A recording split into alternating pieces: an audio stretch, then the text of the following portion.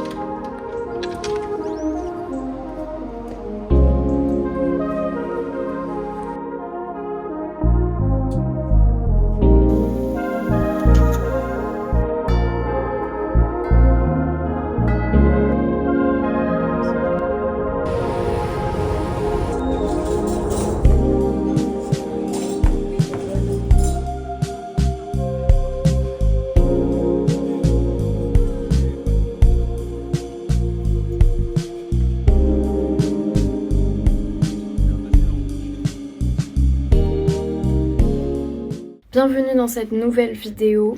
Je suis dans un petit accoutrement un peu spécial. J'ai acheté ce nouveau trench en cuir tout blanc avec un col très extravagant qui, en fait là il manque un bouton mais on peut le mettre vraiment haut comme ça. Donc j'ai hâte d'aller le faire réparer parce que c'est assez iconique. Même pour rajouter genre des petits vestons en fourrure par-dessus ou des petites choses et t'as juste le col qui dépasse, ça peut être très très beau. Et j'ai aussi acheté ce nouveau chapeau qui de base se met dans ce sens-là, comme ça. Mais je trouve que c'est un peu trop linéaire, et ça fait un peu hôtesse de l'air. Donc je préfère le mettre dans ce sens-là. Ça fait plus marin et un peu impérial, je sais pas comment expliquer. Donc je kiffe. Comme ça déjà je trouve que ça fait une très très bonne silhouette. Et ça tombe bien parce qu'on va parler mode. En gros cette semaine j'ai fait pas mal de choses, vous allez le voir dans le vlog. Je pense que je mettrai ce petit extrait parenthèse au milieu, comme ça vous avez du vlog avant et après. J'ai pas fait de contenu intrusif parce que ça a été grave une semaine un peu en mode yes man. J'avais rien de prévu et au final j'ai eu plein de propositions, des potes qui m'ont proposé des trucs, j'ai fait des trucs avec ma famille, j'ai fait des shootings trop bien pour Swag Forever, tout ça. Donc c'était une très bonne semaine et j'en ai aussi profité pour faire du tri. Car c'est quelque chose qui m'apaise, je fais ça très régulièrement, c'est devenu un running gag, mes potes, ma famille, tout le monde rigole en mode mais qu'est-ce qui te reste à trier? Mais j'adore ça, j'ai vraiment un truc... J'ai pas envie d'accumuler, d'avoir beaucoup de choses, donc je préfère faire du tri régulièrement. Je mets pas de musique, je regarde rien, je suis juste dans mon truc et je kiffe. J'ai donné plein de sapes à des copines et à ma sœur. Je vais mettre des trucs sur Vinted, faut que je me déterre à faire des photos. Et donc ça m'a donné un peu envie de parler de mon rapport à la mode, car pendant longtemps, j'étais un peu perdue, je pense. Alors c'est pas du tout un gros problème, j'en parle en mode c'est big deal, mais je trouve que comment tu t'habilles, en tout cas si tu t'intéresses à ça, et moi en l'occurrence ça fait partie aussi de mon métier, ça devient important si t'as plus d'inspi et t'es un peu perdu. Et il y a 4-5 ans, j'ai commencé à faire ce taf-là, donc commencer à développer mon projet Swag Forever, faire des pop-up, avoir toujours des collections, des choses à vendre, et être aussi tout le temps dans des marchés avec d'autres créateurs, d'autres friperies. Donc où il y avait beaucoup de tentations. Et ça a aussi été le moment où je trouve il y a eu beaucoup de micro-trends qui se sont lancés un peu en même temps. Et ça devenait un peu difficile de savoir si ce que tu voulais, c'était parce que tu l'avais vu sur quelqu'un, parce que c'était une micro-trend ou parce que tu le voulais vraiment. Et surtout, il y a 4-5 ans, acheter de seconde main, c'était encore plus abordable. Donc moi, je faisais tous les marchés, toutes les pop-up, toutes les brocantes.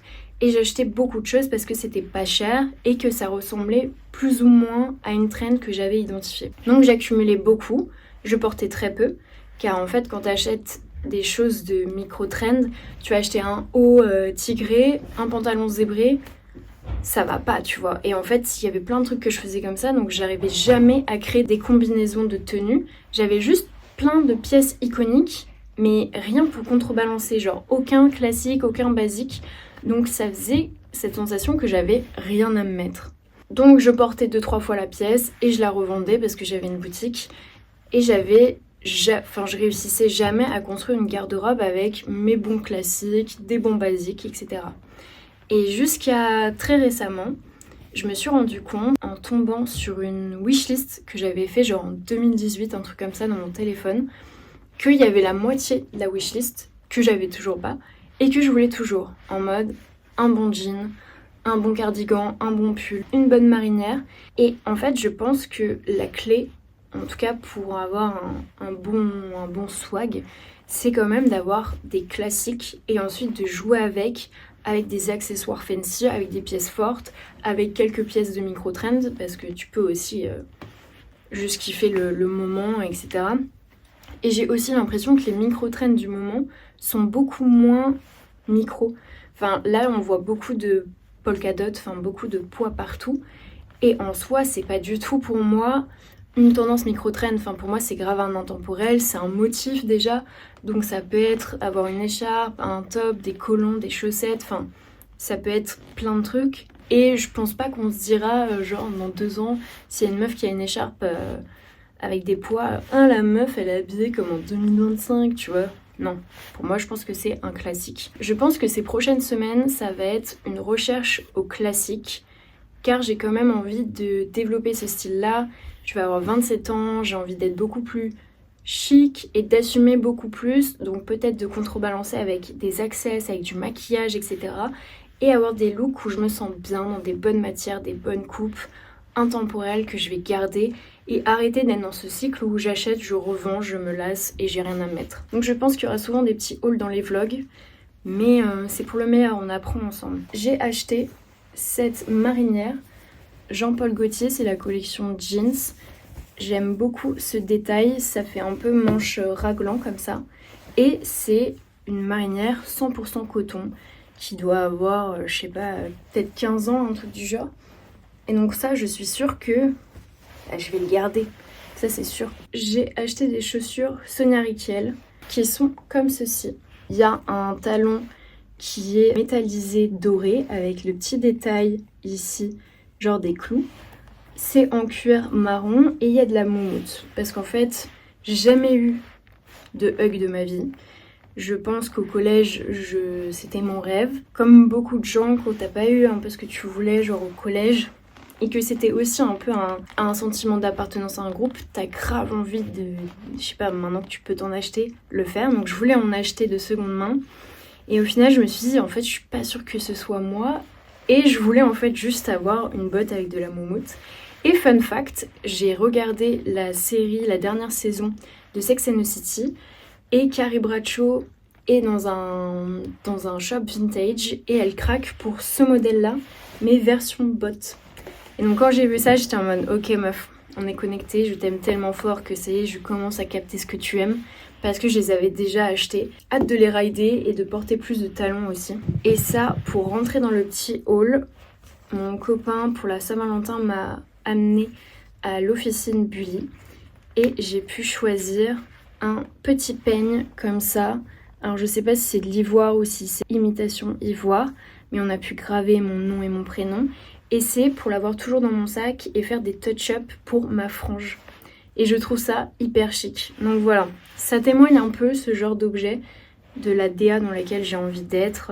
Minimaliste entre guillemets, chic et aussi un peu rock, tu vois. Je pense que les trucs chics ils peuvent être tellement genre déconstruits que ça en devient genre hyper fun. Donc voilà pour cette petite parenthèse, je vous laisse avec la suite du vlog. Mais voilà, n'hésitez pas à me dire si vous captez dans quelle vibe je suis.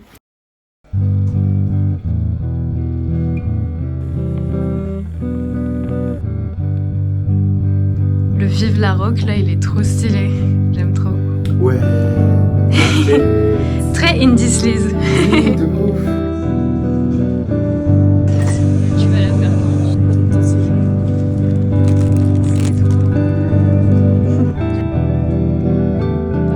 J'ai pas les réflexes.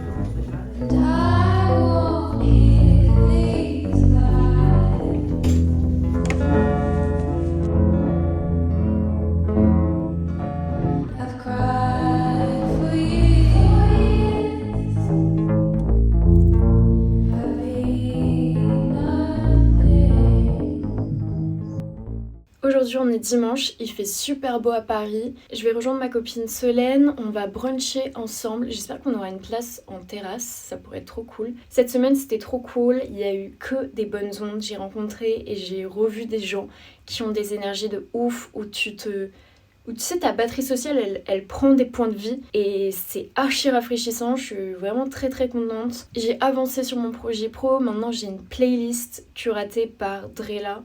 N'hésitez pas à voir ce qu'ils font sur Instagram. Mais du coup, je suis trop contente parce que j'ai vraiment maintenant une identité sonore et une playlist. Et ça fait aussi partie de mon univers. Et j'ai hâte de créer de plus en plus une expérience client dans mon shop, donc peut-être acheter aussi un parfum d'intérieur, enfin voilà, des éléments qui font que ok, tu captes que là t'es dans Swag Forever. J'ai aussi fait des objectifs perso dans le sens où je suis enfin allée manger toute seule. C'était un peu un objectif que j'avais, je vous en avais parlé dans le vlog solo à Paris, de mon envie de faire de plus en plus de choses toute seule, donc me poser dans des cafés, je l'avais fait, faire des expos, je l'ai pas encore fait, mais en tout cas faire des activités toute seule et manger toute seule au resto.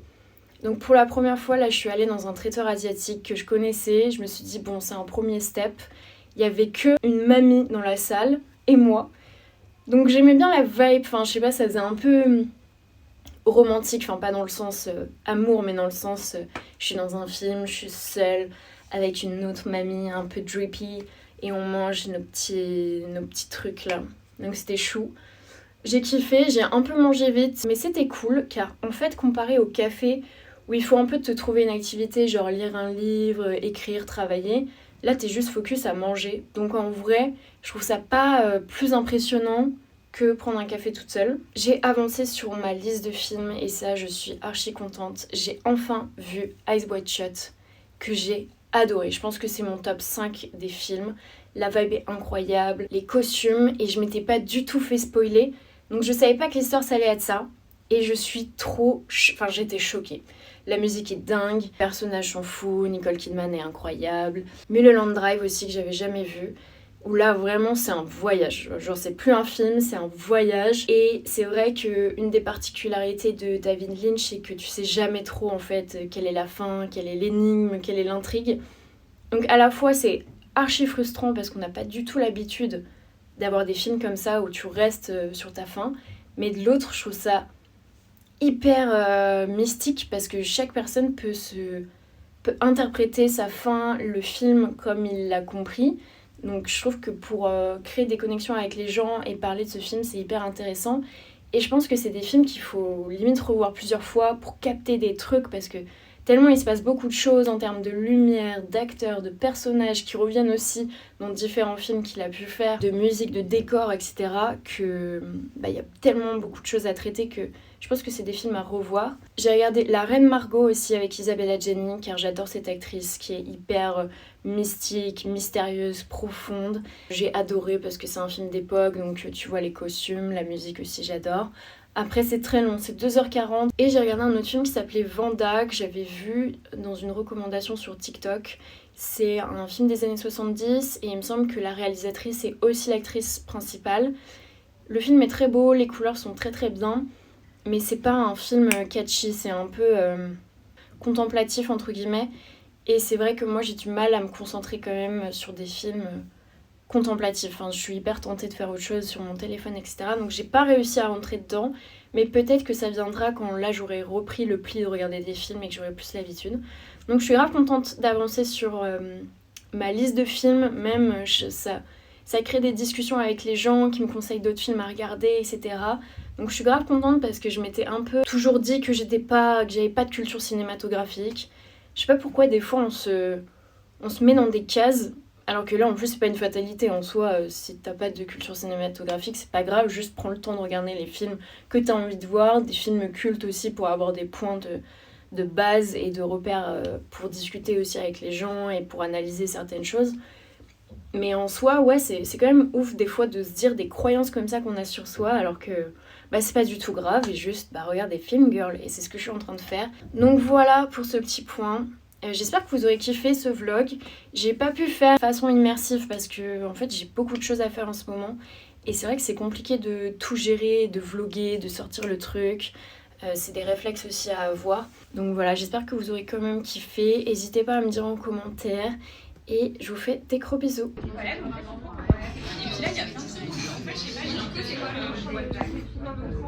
Chaussures et tout. Ouais. Ah ouais. Claire, tu vois ce que je veux dire? Ouais.